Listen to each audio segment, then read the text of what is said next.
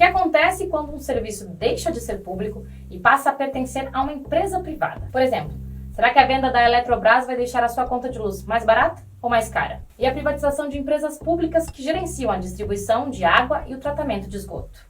Nesta série especial sobre privatizações, eu já expliquei o que é o processo de privatização e como os cortes em investimento e as demissões em massa prejudicam os serviços para que eles possam ser vendidos e privatizados. E hoje, no Brasil, diversos serviços e empresas estatais estão na mira das privatizações. Petrobras, Correios, Banco do Brasil, Caixa Econômica Federal, Dataprev, Eletrobras, CEAGESP, além de empresas de água e saneamento básico. São muitas, né?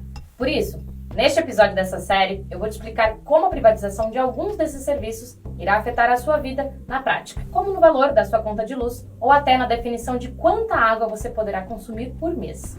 E aí você já sabe, nós publicamos vídeos diariamente. Então, não se esqueça de se inscrever no canal do YouTube do Brasil de Fato e ativar o sininho para receber as notificações. Agora, vamos começar com os efeitos da privatização do serviço de água e saneamento básico. Atualmente tramita na Câmara dos Deputados o projeto de lei 3261 de 2019, de autoria do deputado Tasso Gereissati, do PSDB, que irá facilitar a privatização do saneamento básico brasileiro. O projeto foi aprovado no plenário do Senado e tem como seus defensores o ministro da Economia, Paulo Guedes, e o presidente da Câmara, Rodrigo Maia.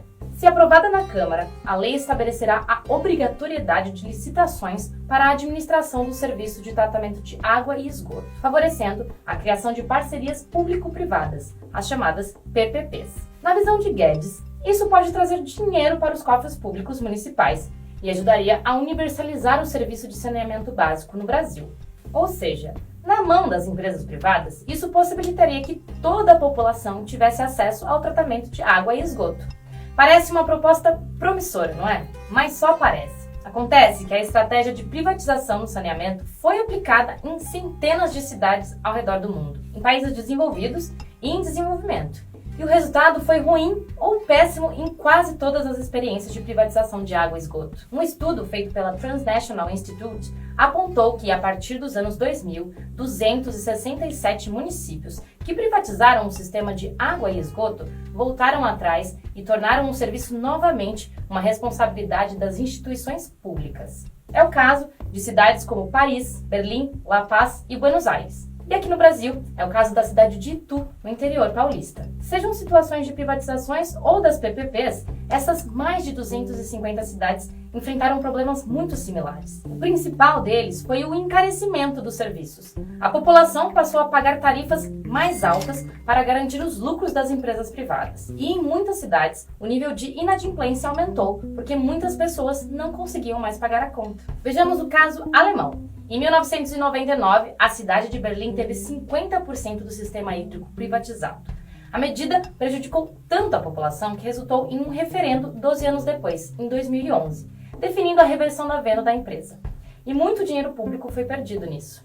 E como eu comentei, aqui no Brasil nós também tivemos más experiências. O caso de Manaus, por exemplo. No ano 2000, o município permitiu que uma empresa privada gerisse o saneamento básico. E adivinha? 19 anos depois, Manaus está entre os 5 municípios brasileiros com os piores indicadores de saneamento básico entre as 100 maiores cidades do país. Já a cidade de Itu foi uma daquelas que foram obrigadas a reestatizar o saneamento básico. Mesmo cobrando mais e mais na conta de água, os moradores de Itu enfrentaram graves racionamentos, além da falta de transparência e de inúmeras irregularidades na gestão dos recursos e equipamentos públicos. Após 8 anos sob a lógica privada, o município rompeu o contrato e passou a ser novamente o responsável pelo abastecimento de água e coleta e tratamento de esgoto. O fato é que a água é um bem essencial para a vida e que pertence ao povo, não a uma pessoa ou a uma empresa. E o saneamento básico é uma questão de saúde pública. Quando a gestão desses serviços é feita pelo Estado, é possível que existam políticas que promovam a universalização dos serviços, sem que isso custe mais e mais para o povo. Como foi o caso do Plano Nacional de Saneamento Básico, o PLAN-SAB, que teve início em 2014 e atuou em conjunto com o Plano de Aceleração do Crescimento, o PAC.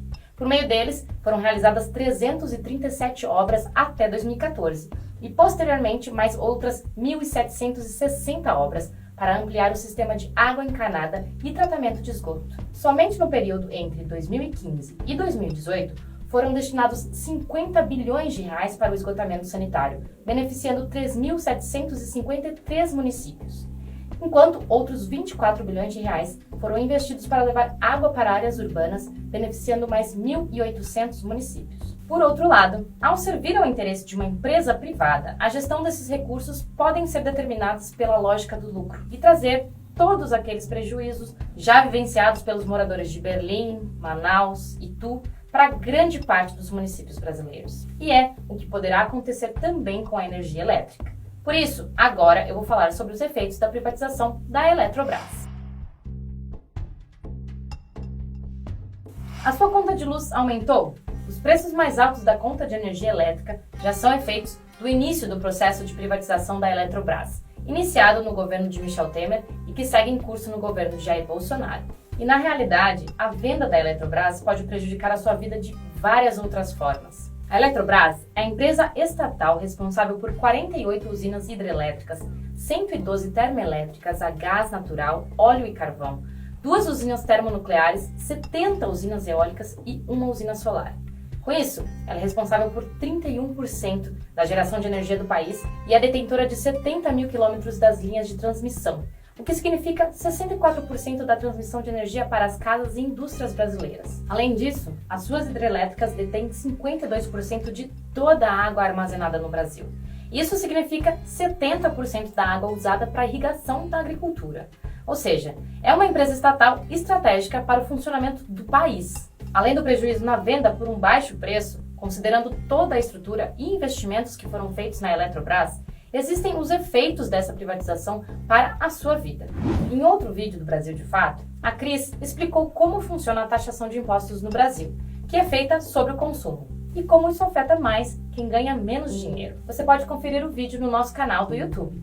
No caso da energia elétrica, o aumento das taxas de imposto sobre o consumo de luz vai prejudicar proporcionalmente mais as famílias de baixa renda. Afinal, além da conta de luz que chega na sua casa, a privatização também tem efeito nos preços dos produtos que você consome, que também vão ficar mais caros. E sabe por quê? Hoje, com a Eletrobras sendo uma empresa estatal, a energia é vendida a R$ 60 cada megawatt por hora. Já a energia do setor privado é vendida no mercado livre a R$ 200 ou R$ 300 o mesmo megawatt por hora. Estima-se que as contas de luz subam entre 17% e 20% no primeiro ano após a venda da Eletrobras. E além dos preços mais altos, a qualidade dos serviços tende a cair. Isso tudo pode parecer só uma especulação, mas não. Já é a realidade de algumas cidades que tiveram as suas empresas de energia privatizadas. Por exemplo, em Goiás. Há 2 anos, uma empresa italiana obteve a concessão para gerir a Enel, que antes pertencia à Eletrobras. De lá para cá, o valor da tarifa de energia subiu 40% e a população tem ficado sem luz elétrica, em média, por um total de 26 horas no ano.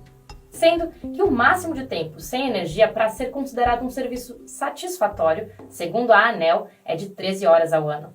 E isso também está prejudicando as indústrias no estado. O caso se repete também nos estados de Roraima, Acre, Amazonas, Rondônia e Piauí, onde as tarifas subiram em até 40%. E quem tem mais de 20 anos de idade deve se lembrar da crise do apagão no início dos anos 2000. Durante a gestão de Fernando Henrique Cardoso, o corte no investimento das estatais nacionais e a tentativa de privatizar o setor resultou em uma histórica crise energética. A partir de 1999, a população brasileira vivenciou um período de encarecimento da energia e racionamento de luz elétrica, culminando nos famosos apagões que deixavam cidades inteiras sem energia por horas. Com uma política oposta, os governos seguintes passaram a investir na criação de novas usinas para solucionar o problema energético no Brasil.